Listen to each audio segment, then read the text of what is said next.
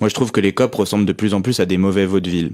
En réalité, on a l'impression que c'est le séminaire annuel des lobbyistes fossiles. On a 1770 lobbyistes fossiles sur 55 000 participants. C'est plus que la somme des délégations des 10 pays les plus vulnérables au dérèglement climatique. Et si on prend les 195 délégations, c'est le quatrième en termes de nombre.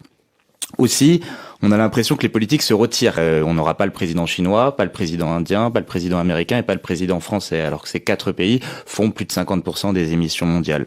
Et à la place, on invite des célébrités, c'est devenu un peu un défilé. On a le ballon d'or Ronaldinho, par exemple, qui est venu en jet privé à cette rencontre, en produisant à peu près 33 ans d'émissions d'un Brésilien moyen entre ses allers-retours. Il a pris bien sûr son petit billet auprès de Bakou.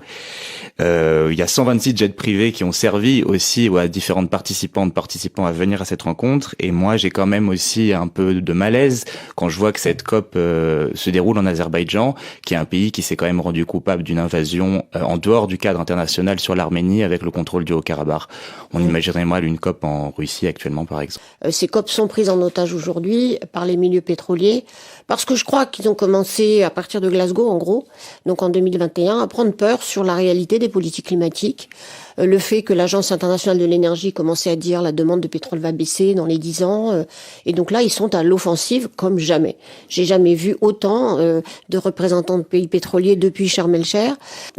Et d'ailleurs, ces jours-ci, on rappelle le niveau des profits de l'industrie pétrolière.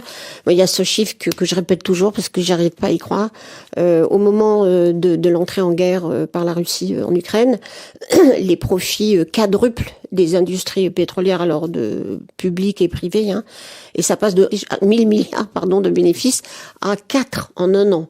Bon, c'est le bonheur, quoi. C'est tant d'argent. Pendant qu'ils gagnent beaucoup d'argent, donc ils privatisent les bénéfices, ils socialisent complètement les coûts.